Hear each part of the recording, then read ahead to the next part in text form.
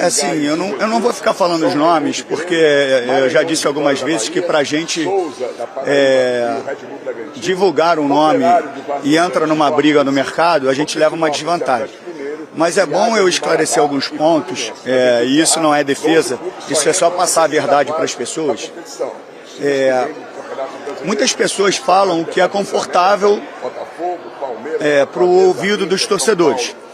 Quando o torcedor está no auge da emoção, ainda mais depois de uma derrota ou de algum ponto positivo, tudo que é de raiva é o que o torcedor quer assimilar. E são isso que muitas pessoas passam para a torcida naquele momento. Porque muitas pessoas que falam sobre o Vasco, elas querem, na realidade, ter uma repercussão através da torcida do Vasco. Então, para ficar claro e pontuar sobre o Bruma, que era um jogador que ninguém conhecia, garanto que muitos que falaram do Bruma nem sabiam que era o Bruma. E a gente tentou trabalhar de forma sigilosa. E a gente conseguiu isso. Então, assim, as pessoas acharam que a gente estava negociando com o Bruma naquela semana que o negócio deu errado. Não, o negócio do Bruma já está há muito tempo. Só que, se o meu CEO diz que eu tenho um orçamento de 5 milhões de dólares para o ano, sabendo que eu tenho mais uma janela, eu tenho que criar um mecanismo financeiro para conseguir contratar jogadores. Quando eu quero um jogador de uma prateleira acima, como é o Bruma, que era um jogador de 7 milhões de euros, a gente tem que ir numa lógica financeira. Se eu tenho 5 de dólares para investir e o jogador vale 7, 8 de euros, teoricamente eu não tenho dinheiro para pagar à vista e descumprir um orçamento me passado pelo CEO. O que a gente começa a fazer? Vamos negociar, porque a gente quer um jogador de prateleira superior.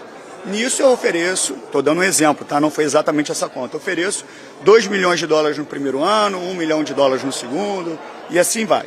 Para quê? Para que se eu dou 2 milhões de dólares nesse ano, eu ainda tenho mais 3 para gastar. Obviamente, se o clube lá quer 7, existe um contraponto, existe uma negociação, e assim começam as conversas. Então não é simples que as pessoas acham, você tem 7 milhões, tem 5 milhões, pega lá e dá 5 milhões. Não é assim. Então eu levo uma desvantagem na negociação. É muito fácil para eu me proteger e ser responsável.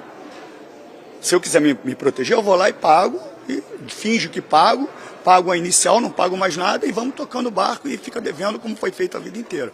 Eu já falei que eu não vou fazer isso. Dói no meu ouvido muito mais do que no ouvido do torcedor, porque é o meu CPF que está aqui.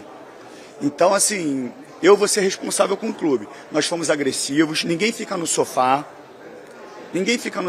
como as pessoas falam, tinha que ter ido lá. A gente tem que ir no atleta quando existe qualquer tipo de dúvida do atleta.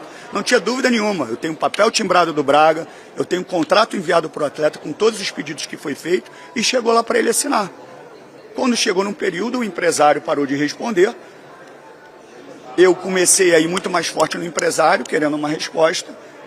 Quando deu na cabeça dele, ele resolveu me ligar para falar que tinha entrado no circuito Benfica, que era a última janela não minha, não era o último dia da janela minha, era o último dia da janela de Portugal, que através da lesão do Di Maria, o Benfica foi lá e foi em cima. E o jogador, na lei portuguesa, tem que estar no local ainda para assinar. Então, assim, é muita coisa que se fala que não é verdadeira. E a gente precisa entender o que é político, o que causa o caos e o que não é. A necessidade por um atacante, ela é clara e óbvia, a gente já está no mercado há muito tempo. Só que a gente tenta a primeira prateleira nas nossas condições, não é prateleira para os outros clubes que têm muito mais dinheiro.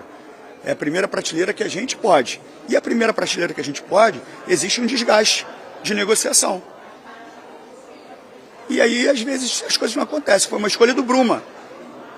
Não foi incompetência, não foi atraso, foi uma escolha do Bruma. Quando eu envio a proposta, já era só para ele assinar. Já estava tudo certo. E aconteceu um imprevisto.